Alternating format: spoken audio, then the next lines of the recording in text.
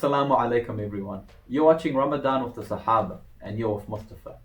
I hope you all remember our great Sahaba from yesterday, Amr A'as radiallahu anhu, and had the astonishing turn of heart that led him into the light of Islam with the king of Abyssinia, Najashi.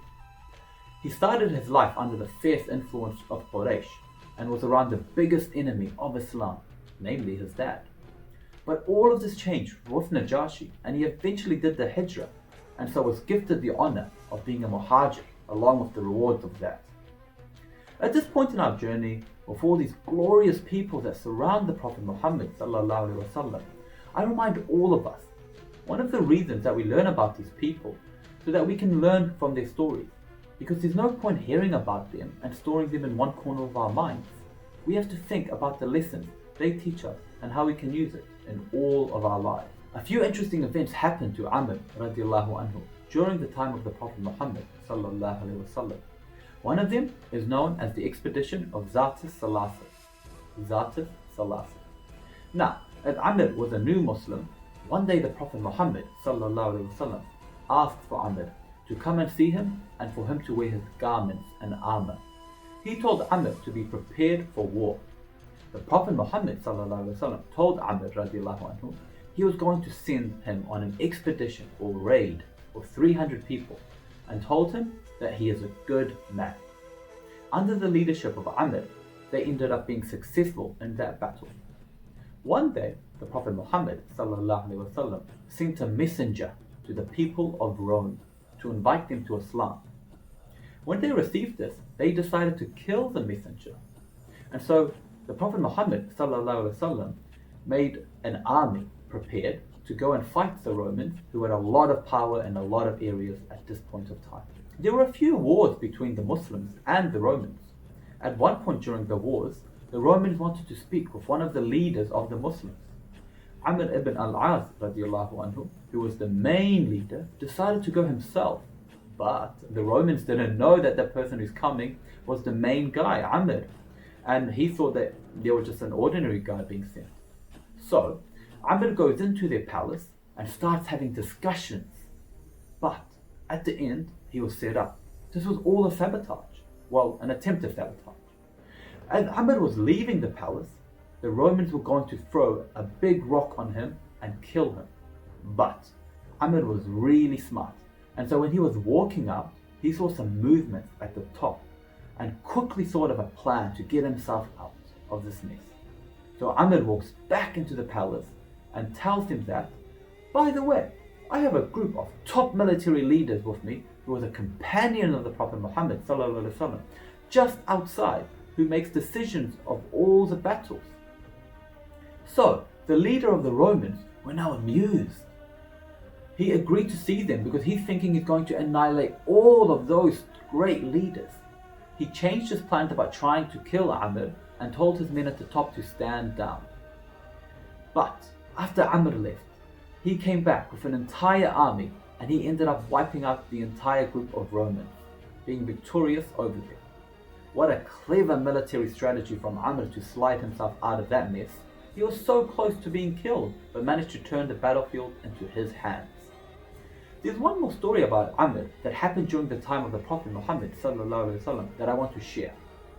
Amr felt so loved by the Prophet Muhammad ﷺ and almost felt that he was the number one most beloved person. I mean, remember, he was called the good man by the Prophet Muhammad ﷺ before the expedition of Zatis Salasah.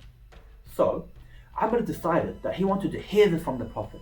He wanted confirmation from the Prophet Muhammad ﷺ that he is the most loved person to him. So he asked the Prophet Muhammad ﷺ the famous question, who is the most beloved person to you? Amr asked. The Prophet Muhammad ﷺ responds to him, Aisha radiallahu anha. Oh dear, awkward. Amr feeling a bit embarrassed now. I didn't mean among the women, he says. Then the Prophet Muhammad ﷺ says, her father, as in Aisha's dad, Abu Bakr as-Siddiq radiallahu anhu. Oh no, Amr still not hearing the name being said. The list from the Prophet Muhammad ﷺ just goes on and on. Umar radiallahu anhu, Osman radiallahu anhu, and it just goes on and on. And after a while, Amr stops asking because he's scared that his name is going to be at the end of that list. Now, this may be a bit confusing. I mean, before asking you the question, Amr was sure that he was the most loved person to the Prophet Muhammad ﷺ. You see, what happened here is that our beloved Prophet Muhammad ﷺ gave so much love, attention and warmth to everyone he was with that he made everyone feel as if they were the most beloved person to him, as Amr thought. This gives us a powerful message. We too need to treat everyone around us with the utmost top treatment of care. We need to be kind to them, we need to give them attention and warmth.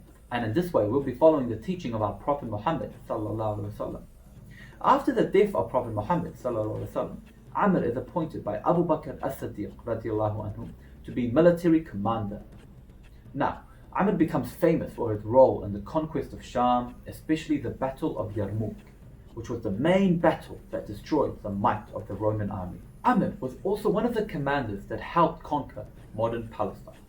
It was here in Al-Quds that Amr convinced Umar bin al-Khattab radiallahu anhu that they needed to conquer Egypt, because if they don't, they'll always be under the threat of the Romans. So, Umar gives Amr a force of 4,000 men. This was nothing compared to the might and power of Egypt, of course, but these sahabas had a lot of iman, and so miraculously, Amr conquered Egypt. When Egypt was conquered, Umar bin al-Khattab radiallahu anhu appointed Amr as the governor of Egypt, and so he became the first Muslim governor of Egypt. He founded Cairo as well, the capital city of Egypt. The Masjid of Amr is in the center of Cairo. If you don't know what that is, then you aren't an Egyptian. Just joking. But it seems like a lot of Egyptians know what that is, and for good reason. Amr is also a common name in that region. So we see the effects of Amr's conquest right until today. I mean, Islam is the major religion in these countries of Egypt, Palestine and Syria. At the end of his life, when Amr was on his deathbed, he was worried. He said, I passed through 3 stages in my life. At first, I was a disbeliever, and had I passed away at this point, I would have had no hope. And then I accepted Islam of the Prophet Muhammad ﷺ, and had I died at this point, I would have had a lot of hope. And now that I've seen so much power, and I have been tested with leadership and authority, I do not know if my deeds are for me or against me. I only have hope in the mercy of Allah, and there is nothing else that I have. And then he said, O Allah, I am not innocent, so forgive me. I am not mighty, so help me. And if your mercy does not come to me, I will surely be of those destroyed. He died by saying the Shahada, La ilaha illallah. And he was 88 years old. He was buried in the city of Cairo in 43 Hijri. And on that note, I sadly say, our journey with our great Sahaba, Amr bin A'as, and a Sahaba who was no doubt a great military leader who helped bring Islam to Sham, Palestine and Egypt. I don't know about you guys, but it sometimes saddens me after hearing the end of these stories. I mean, I just want to know more and more and more about these stories, these glorious men and women that surround our Prophet Muhammad ﷺ. But I certainly find comfort in knowing that their beliefs and lessons can continue to live inside of us. It's up for us to draw meaning and lessons. So I leave you with that question. What did you guys think of his story? Has it changed your life in any way? Amr was a great and powerful man, but his final words were, Oh Allah, I am not mighty, so help me. Don't think you're done seeing my face just yet. I'd like to take this final moment at the end of my 4-part Sahaba series to make an acknowledgement.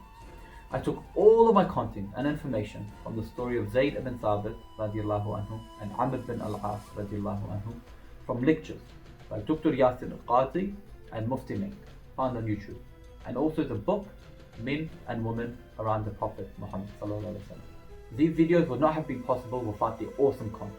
Bye for now. Thanks for watching. Assalamu alaikum wa rahmatullah.